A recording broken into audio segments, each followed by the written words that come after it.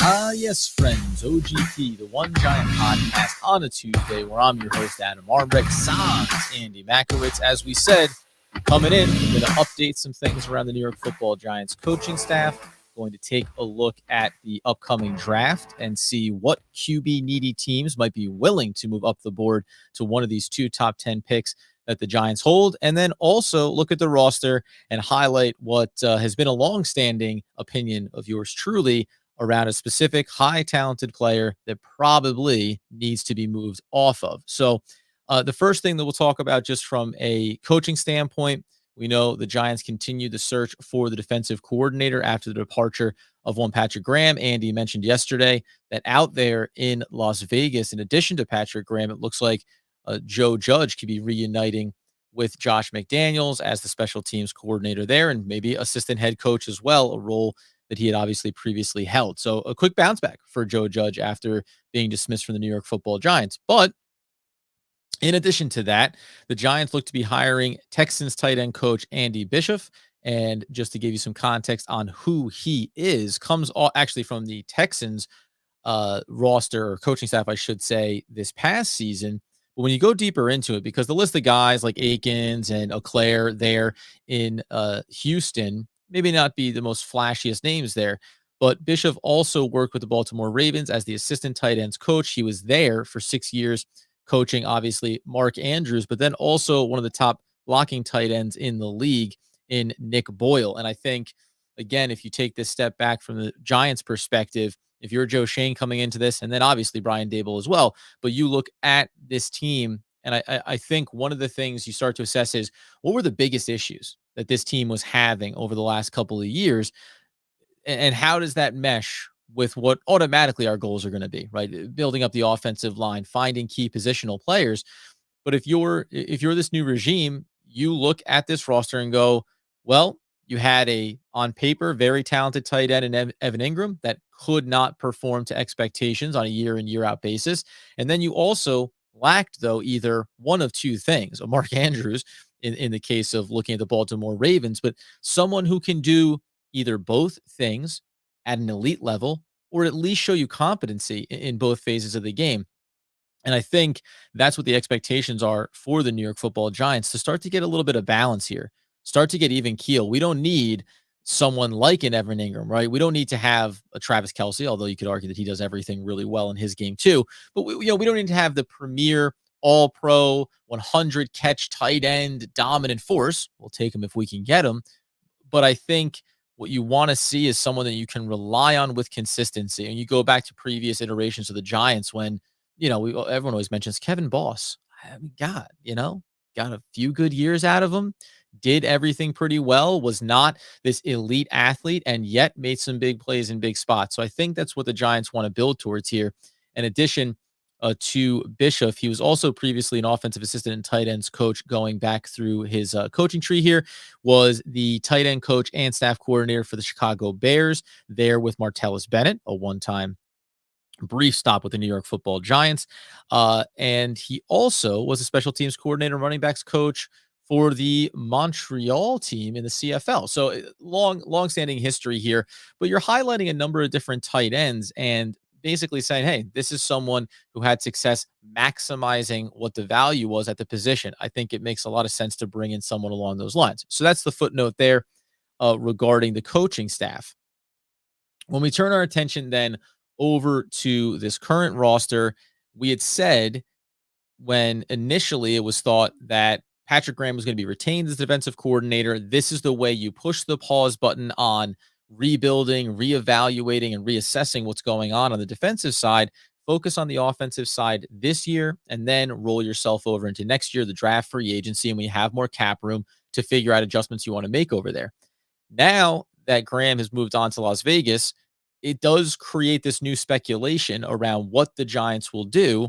And guys like James Bradbury, who has a big cap hit number, obviously in the upcoming season, even a Leonard Williams, free agent guys like low level, like Lorenzo Carter, but Dexter Lawrence, right? Draft pick of the previous regime, high draft pick, probably has high value around the league. Adoree Jackson, there's Logan Ryan, everybody, right? Jabril Peppers, all of these names all of a sudden have to be looked at now through a different lens, depending on who gets hired, the system that they want to run, and then ultimately in conjunction with how the Giants and Joe Schoen go about freeing up some cap room on this team.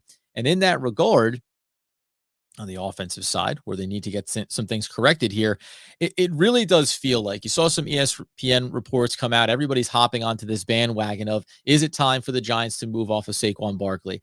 If you followed the podcast, you can go all the way back to this past off season, if not maybe even a little bit further, when I had said to Andy with consistency, Saquon Barkley needs to be moved off of. You need to move the money. You need to not put yourself in a spot where, are we going to bring him back on a new contract? Now, I think the automatic thing that changed here was once you move on from Gettleman and you move on even to a new coaching staff, but specifically the Gettleman piece, because he obviously drafted Barkley second overall in the 2018 draft, Joe Schoen has no ties to this.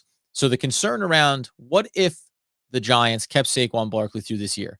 Well, the worst case, quote unquote, scenario is he plays it out, goes signs a big deal somewhere else, maybe you get a compensatory pick, whatever the case may be, done deal, you move on. If it had still been Dave Gettleman in control here, you would have heard all the rumors and speculation, and I wouldn't have been shocked if the Giants ended up signing him to an extension or a new contract, because the GM and his fate would be tied to one of these key players on the roster. Same thing gets said about Daniel Jones, right? Now, this new regime seems to be indicating we want to give Daniel Jones every opportunity to have success, but at the end of this year, we're no more obligated to him than we are to Saquon Barkley or any other player that was brought in by the previous regime. So that being the case, we know it represents $7.2 million of cap space if the Giants were able to move off of Saquon Barkley, and freeing that money up is no small feat. They made another small move here, bringing in the former punter. I'll put it in the show notes, from the Cleveland Browns. He had some ups and downs, but that's an indication that the Giants want to move off of one Riley Dixon, for the simple fact that, one, it was average punting play that he gave this past year, and then he also represents north of $2 million in cap space. So even when you look at these two things, we're going to move off this punter, we're going to move on from Saquon Barkley. You're going to free up close to $10 million in cap room. And by all accounts, Joe Schoen wants to clear $40 million in cap over the course of this offseason, so the Giants can afford to make moves in free agency, in and around the draft, after the draft, when cuts happen around the league. And then again, just reset the barometer here for where this team is and the options that they have in the short term, knowing that a year from now, certainly more cap room is going to become available to them. The other part of these reports is that obviously teams around the league still look at Saquon Barkley's skill set and view it as an electric talent that could really take a conference contending team to a Super Bowl contending team, a division winning team to a potential deeper run playoff opportunity, right? And there's a lot of places that you can look around the league here and say that that could be a great landing spot for him. I'd mentioned, I don't know if on the podcast, but a place like Kansas City, who's drafted different players and had some dynamic 1-2 punches at times, Hilaire up and down, inconsistent, Williams, some injuries for that roster, even though Saquon Barkley is certainly not a zero health risk. But imagine putting a dynamic playmaker like that on the Kansas City Chiefs for a 1-year run at $7.2 million C, if he can help you win a championship with Patrick Mahomes. If the Denver Broncos end up landing Aaron Rodgers, maybe bringing in a Saquon Barkley and putting the most dynamic running back tandem alongside of him that he would have seen in recent memories, right? There's Tampa Bay originally was one that I think you looked at as well, a little bit different now that Tom Brady has retired. So you don't feel like, hey, let's keep this window open for one more year with him. But there's going to be a lot of teams that are in this contending window. And Andy had even, I think, thrown out the Buffalo Bills maybe. I tend to look at rosters where you go, where's a team that has indoor, it just feels like I don't look at Saquon Barkley as being this outdoor, cold weather power running back. There's no reason why you would. That's what he shies away from. But someone that gets out in space, really leans into the passing game aspect of your offense, I think that could be really valuable. And the one other one that I had thought about that maybe seems a little bit odd is the Tennessee Titans, because they have Derrick Henry, and he is this dynamic workhorse, power, drag you for 30 yards running back. And if you want to lean into that aspect of that team, you still have Julio Jones. You obviously have a Brown there as well. The receiving core feels good. Imagine having, adding an explosive pass catching, dynamic duo running back there, maybe just leans into this run heavy kind of system where all that you want Ryan Tannehill to do is be solid, right? Be sound, make the right passes and throws on time, and help lead this team to a deeper playoff run than they had this past postseason. So there's no shortage of teams that would be interested in him. The question around what you get back for him, again, to a certain extent, this is not, and I'll be curious if Andy would agree with this. This isn't a scenario where somebody says, I'll give you a fourth and a fifth. Let's just say. You can't just scoff at that and say, oh, no. He's too valuable to be giving that up. Andy and I had the discussion / debate around Evan Ingram. I said for the last 2 years, if not more, if you can get a fifth rounder for him, you take it. If you can get a sixth rounder for it, you take it. It doesn't matter because the guy is not going to get brought back on another contract. So get whatever value you can for him. Now, there's a balancing act of needing to have competitive players on the roster, right? Having weapons for Daniel Jones, etc. But at a certain point, you cannot put yourself in the spot you're in with Evan Ingram where he's walking away to free agency. You're not bringing him back and you're not going to get anything for him, right? And I think, obviously, that's a lower level version of what you have in Saquon Barkley because for all of his injuries, rookie season, incredibly dynamic, he's a higher profile talent, obviously, than Evan Ingram at their respective positions. But now you're in this spot. You have to take whatever value you can get. And I'm not saying that a fourth and a fifth round is what it's going to be. Third rounder, right? Maybe a late third rounder, depending on what the team is and how they view him fitting in. Maybe you can swap some picks if you want to get a second round pick from someone and send back a third or a fourth to help yourself move up the board in the short term.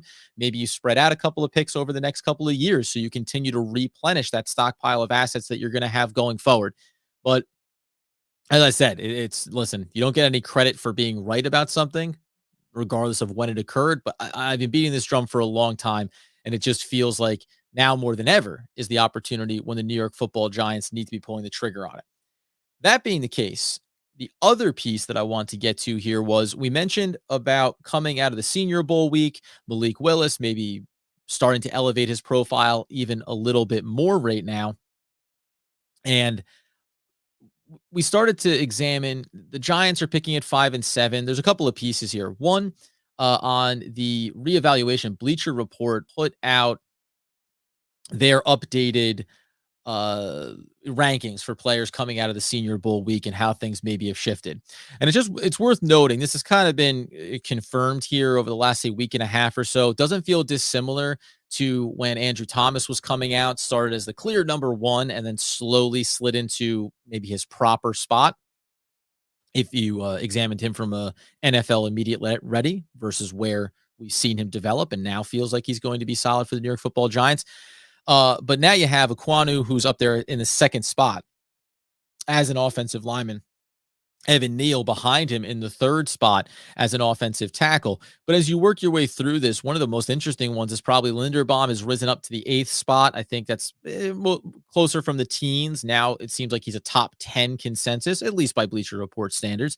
But then Adrian Hutchinson is now down at 12th overall. And that starts to shuffle this deck a little bit when you look at the top of the draft, needs versus value, and where some of these guys are going to go. You also have a number of wide receivers in and around this mix.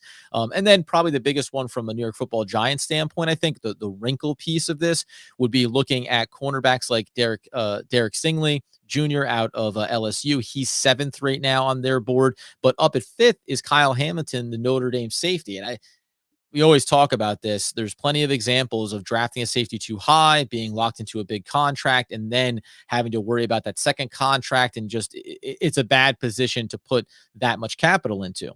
But as we previously stated, if the Giants end up moving off of a James Bradbury this offseason, well, suddenly you open it up to some of these cornerbacks. Ahmad Gardner out of Cincinnati, 13th on the big board now. And then as you get back into the late teens towards those 20s, a number of guys like Elam out of Florida, another Riddler, that's QB, Desmond Riddler, who I've mentioned before. He's now risen up to 17th overall on the big board on Bleacher Report. Something to think about when we're talking about these quarterbacks and where some of them could go. But Elam out of Florida, as I said, out of Washington, McDuffie, and then Nakobe Dean, the linebacker out of Georgia in that 17, 18, 19, 20 range. The reason why I bring it up is because If you're thinking about being at 5-7, we know the positions that people are moving up for are going to be quarterbacks. So if we think that some of these quarterbacks are elevating their profile over the course of this Senior Bowl week, who is the most likely candidate to be willing to make a move to come up and make a trade with the New York Football Giants? And how far back would the Giants be willing to trade? We know, just going back to last year, right? Big jump back there. You end up with Kadarius Toney. He, by the way, is a low-level speculation of a player that the Giants might look to move off of this offseason, depending on how Joe Shane evaluates him, depending on how Dable evaluates him. Extremely high talent, worry about the injury concerns, and then again, not your guy, right? The price tag is low on him, but what would you be able to accomplish if somebody says, oh, I'll still give you a first-round pick in this year's draft for that talent? Because in a very small sample size, we saw how electric he can be. But specifically on the quarterback side of it, when I looked over at the overall big board right now, right, you start to think about the top end there, and we kind of tapped into this a little bit. For example, we know Carolina, they're probably in a spot to take a quarterback here. Atlanta might be, depending on how they feel about one of them. I thought Denver, if they're not getting Aaron Rodgers, if we all assume that's what's happening with the hiring of their head coach, but say they don't, they could be in the market for one of these quarterbacks. You're not going to see a lot of them. Washington might fall into this category. Don't see the Giants necessarily making a trade with them. Minnesota, certainly. Cleveland, right? There's some of these teams that all have some level of potential interest, especially because in a lot of these cases, like Minnesota, like Carolina, going to have a new staff in place, right? New ideas in place and a new system that they want to fit their quarterback into. But I ended up going down to 20. And you could throw in the New Orleans Saints as well, but because of their cap situation and the general state of their roster, I think that they are in closer to a rebuild process here, at least for this season, as opposed to being a win now mode. We can be competitive. But I get to 20 and the Pittsburgh Steelers. There's been rumors around what's going to happen in Las Vegas. Could Derek Carr be available? What's going to happen with Jimmy Garoppolo, right? There's a lot of veteran quarterbacks that could be out there. And you could feel really good about plugging them in to the Pittsburgh Steelers system and saying, we'll dial it back up. Now, if it's Derek Carr, I get it. And I think that there's a real opportunity there for the Pittsburgh Steelers to get right back into a, let's say, competitive mindset going forward. But when you look over on the both sides of the ball here for the Pittsburgh Steelers, and this is really how I encapsulated it. When you look over at the Pittsburgh Steelers, they were 20th. This is defensively first, 20th in points allowed, first in sacks, 13th in interceptions, and 14th in turnovers. Right now, passing yards, they were very stingy, 9th in the league, 24th overall in yards because they were dead last in rushing yards surrendered, right? So that's a concern, obviously. You're imbalanced on the defensive side of the ball. But do we think that they're not capable of tapping into free agency, where, by the way, they're going to have north of $31 million available to them, and bringing in a couple of key pieces on the defensive side of the ball to balance them out in that running game and get themselves back on an even footing? I think it's very reasonable to say that the Pittsburgh Steelers are a team capable of pushing themselves right back up into let's not go crazy, right? Get them up to the 20th, 22nd against the run. Now, all of a sudden, the overall team ranking looks a lot different. The yardage looks a lot different. And you become, again, as they've always been, right, a competitive, aggressive defense that has a lot of talent up front there as well. On the offensive side, they were 21st in points, in spite of Ben Roethlisberger being on his last legs, in spite of them having a bad offensive line in front of him, and taking away the incredible value of Najee Harris, who had to battle his way, claw his way for every single yard that he got this past season. But they were still 15th in passing yards and, again, 29th in rushing yards. And we always say that rushing yard number, you're going to look at the offensive line play and opening up those holes. But they were 15th in passing yards with Ben Roethlisberger. You're going to tell me that, again, maybe it's one of these veteran quarterbacks, but if you don't think that getting a Derek Carr or a Jimmy Garoppolo is reinserting yourself into deep playoff AFC conference championship opportunity in the short term, then going after one of these young quarterbacks, if you believe in them, could be a way that you say, we get right back in the playoffs again this upcoming season, and within 2 years, we're going back on deep playoff runs. Let's just say it's Malik Willis, right? If you come up with the New York Football Giants to 5 or to 7 potentially, depending on how things shake out there at the top, You could be putting in a dynamic. What was Ben Roethlisberger not? Mobile. So you can spend with $30 million in free agency, north of it, and who knows what moves they'll make here around the roster. You can go out and get yourself a couple of offensive linemen if you need to. You can utilize some of your draft capital, depending on what it would cost to get up the board here. You can solidify and at least start to move in the right direction on the offensive line in front of your quarterback. And if you're going to insert someone like Malik Willis, who's an electric, dynamic, with his legs on the move quarterback, you could rebalance this offense in the blink of an eye. And if that's the case, you go by a few different metrics here around what's the, QB value chart. Certainly you're going to be talking about, okay, you're going to be giving the 20th pick to the New York Football Giants. Maybe it's going to be the 50. They sit there at 52nd, I believe, in the second round. They also have the 84th in the third round. We'll cut it off there just because you're not getting back into the weeds on it. But then you go into next year's draft as well. If you're the Giants and you say, well, whether it's Aquanu or it's Neal, we're going to take one of these tackles at the top of the draft here. And then we look back and we see a lot of different opportunities. We're going to try to acquire some more draft capital by moving off of some players, as we talked about. Now, if I can back up, get the 20th pick, get a first round pick next year. So if I like quarterback class that's coming out, I have the ability to move up the board to go target them, regardless of how successful or what our record looks like this year. And then maybe I can get a second round pick and a third round pick this season. Who knows? So whatever that chart ends up looking like, now you can do a number of different things. You can be there at 20, and you can also look at your assets and say, I'll take a look at the board ahead of me. Maybe I want to get up to 15. Maybe I want to get up to 13. Maybe Linderbaum falls to the teens there, and you go, oh, yeah, I'll give you 20 and a third round pick just to jump up here and grab the center that we like. I'll still have my second round pick, still have multiple threes, multiple fours, etc., to continue to build out this roster. I'll be very curious to see how this offseason unfolds and some of the traction that we get around a lot of these quarterbacks, because as we know, and Andy mentioned this last episode, right? If you think there's a guy there, if you feel like you need the quarterback, every franchise packages it up, give it all up to go get him. I think it can sometimes be a mistake because you can convince yourself that somebody is the guy when he's maybe not necessarily a franchise quality quarterback. And then you end up mortgaging your future. And 3.5, 4 years later, you're saying, all right, how do we reset ourselves here? How do we move off this money? How do we get ourselves back in the pool? And the Giants, who didn't move up, but at 6 took Daniel Jones, that's the spot that they're in now, saying we missed. We missed, and now we need to reevaluate everything that we're doing here underneath Joe Schoen and Brian Daboll.